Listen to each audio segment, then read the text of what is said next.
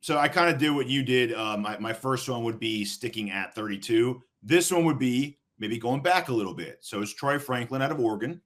I don't know if it's my favorite receiver in the draft, but I like this. This would be my guy to trade back and try to draft. Okay. It also depend on who's out there at that point. If you have a bunch of top end receivers still out there, you could be okay. We can go back 5, 6 and still get one of the guys we like. Let's just start with the negative and get that out of the way, right? Because why not? Dreadfully bad gauntlet he ran, if you're into that sort of thing. And his other knock in game is lack of physicality at the catch point. He is tall and light, 6'2", 6'3", about 185, 190. Even though not physical at the catch point, he is pretty good at avoiding press coverage. He makes good use of his hands, knows how to offset it. He snaps off the route, just easy, uncoachable speed that he's got, knows how to release, kills press coverage. Not the best yak guy, but from what I've read and heard, it's more because he's just not shifty. He sees the field really well and sees the spacing and knows how to get to the open spaces, but he's just not the shiftiest, like Zay Flowers type guy who's just like making people miss like a little human joystick left and right. I was listening to the PFF guys talk about him too. They're finished off by saying he can be your number one, but they said if you have another guy on your team that soaks up the more physical cornerback play and he's able just to play freely wherever, then just take him and run because he will dominate that all day. Move him around the field, play him wherever, and as long as he's the guy who's not seeing – they compare it to like if you want to make him your Devontae Smith and you already have an A.J. Brown to soak up the tough cornerback play, then like that is who – that was the comp they gave on him too. They just say take him and run. I wouldn't mind taking him where we are, especially if I know that if that's our guy, and I trust our scouting and our GM. But I would love to trade back a few spots, pick up some more picks, and still grab him, make it even better. Dude, I love his pick. To me, I had him above all the other guys, like from Texas, people was using. His productivity alone was one that I was sitting there saying, you got to get a guy like this. I hate seeing guys come from college, he had 40 catches and 35, and show a guy that's producing, okay, who can go up there and get the football, who make guys miss. And you're right, on press coverage, he's silky, he's skinny, so he's going to be able to get off of it and get going. And he's got enough speed to take off from guys. I like Troy Franklin a lot. To me, he was one of my top guys as wide receivers that I thought he can absolutely be utilized by the Chiefs. He's a guy that we need. He is everything that we thought MVS is going to be. Yeah, everything. More productive, got the speed and whatnot, deep ball, can go hit his head on the goalpost, gives corners nightmares. He's a guy, like I said, to come in right now and immediately and play and make an impact. No doubt about it. I like this pick, Chase. I really do.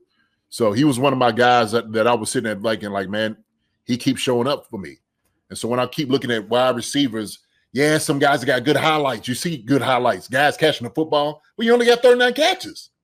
You ought to have a good highlight. Shoot, maybe 5 out of the – then you only got 30 catches add to it. His is just – time after time after time, you pick one out, okay, and watch what he does with it. And so my thing is, when you put the ball in his hands, he's going to get grimy. I love that. I love that about him. So, man, this is a great pick, man. He's one of those guys. If he's around second round, you got to grab him. I don't know if he will be. I'd even say trade up or trade back. Trade back, yeah. You could get this guy, yeah. Maybe use one. Maybe I'll use our Titans next year pick to trade up from the second. If a guy you like still out there, I think it really depends on how many receivers are still left at our pick. If we get there and there's like 4 guys, those top first round type guys out there still left at 32, I think you could trade back 6 or 7 spots and still get one of the guys you covet. And maybe recoup some more picks out of them. Now, the interesting thing about receiver and us is that friggin' Rashee Rice stuff, man. you're going to learn a lot about how we're really regarding the Rashee Rice stuff by what we pick, in my opinion. And what I mean by that is if we take a guy who completely complements Rice and is not like a borderline Rice clone, then we're like, Rice is going to be fine. We'll miss him for a few games. He'll come back and we're back to business again. If we're actually worried about long-term with Rice, we might go for more of a guy like possibly like I'm seeing in the chat, like Coleman, who could just take a quick slant. His gauntlet was amazing. Like I was such a Coleman fan early on after his gauntlet. Like he didn't test well 40 time, but Coleman, man, that gauntlet didn't go below 19 miles per hour, snatching balls and just kept running like he didn't have the ball in his hand. I love that. For our type of offense, I love that. It's a little ricey for me. I think we kind of have that already, a guy who does that really well. Not that you can have enough guys to do that, but I think we'll just learn a lot about how we're regarding the whole Rice situation. And if we get kind of a redundant to Rice as kind of an insurance, or we get a guy who flat out, because it's funny, we have a guy who's got a weird situation with Rice, who has one kind of skill set, and then you have Hollywood Brown, who's on a 1-year deal with another kind of skill set. Right. So do you go after a guy and hedge insurance on the deeper threat, or do you hedge insurance on a guy who, man, who knows what the hell is going to be happening with his legal stuff and trouble situation going on forward? So it's going to be receiver and us going to be really interesting in this draft. I know everybody talks about the gauntlet, man. I think it's just a false thing that everybody looks at, to be honest with you. Yeah. You ain't hitting nobody. All you do is catch a football and throwing it down. I ran the gauntlet during the combine. I know what that looks like. So you can run as fast as you want to. All you're doing is trying to catch the damn football. So you ain't doing nothing. When I hear that, oh man, that's more compared to game speed. No, it's not. You ain't got no bodies. You ain't hit. You don't look. You have no thought in getting hit at all. So running straight ahead to catch the football, turn your head, catch. Hey man, it's all timing. It's all timing. I just things like that, man. I kind of laugh at, because I'm sitting there, man. They putting a whole lot of stock in these gauntlets. And I'm not saying you're doing that, Teja. When I hear other people talk about these things. No, totally. I get that. That's why I said if you're into that sort of thing about the gauntlet. Right. But their defense would be, and I've listened to these guys talk, ad nauseum about it. Their defense would be like, if you are doing the gauntlet with no defenders on you, and you have to run back 3-4 yards to catch a ball, run across the field, and you can't stand your ground on that crossing route, then how are you going to do that in the NFL against the best of the best of the best on your ass? That's kind of what they're saying. If you're messing up at that task, at that route with no one on you, then what are you going to do in a real life situation? Maybe that's what they would say as a counter to that. I hear you. I wonder how many of these guys actually ran the gauntlet and played in the NFL. Not many of them, man. Yeah, exactly. So that's what I'm sitting there looking at. I'm like, hey, man, it's a whole different thing when bodies is out there and you in the fire. It's a whole different thing. Mm-hmm. If you just out there running routes and you just run in a straight line, you're really not really catching the football. You just kind of tack it at your hands, throw it down, throw it down. Like I said, I mean, I've been at the combine. I see how it is.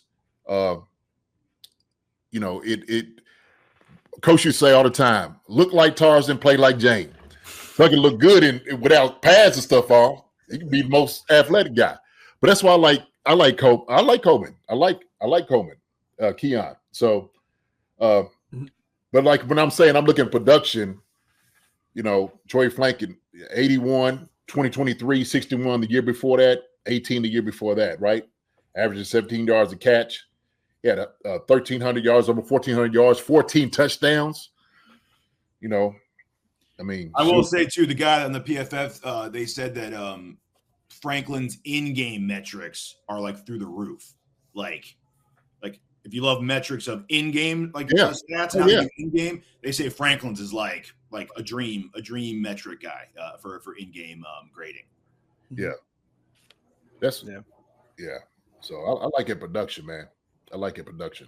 And he also comes from a system in Oregon that's kind of like a hybrid air raid type system, which we kind of have a hybrid West Coast air raid type system in Kansas City with what Andy and Pat do. So I mean, he will have some familiarity with that type of offense. So that also bodes well for him too. Yeah, I love this pick.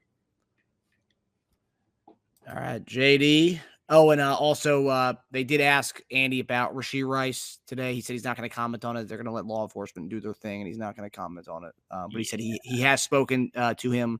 I think I read it as well that he said he hopes Rashee's learned from the situation. But so that's all Andy had to say about Rashee today. I didn't expect any more to be said. Yeah. Hi, everybody. Thanks for watching. Subscribe here to get the latest from the show. Also, be sure to check out the best clips from Chief Concerns. And if you prefer to listen to the show, subscribe and follow us on Apple Podcasts, Spotify, and anywhere else you get your podcasts.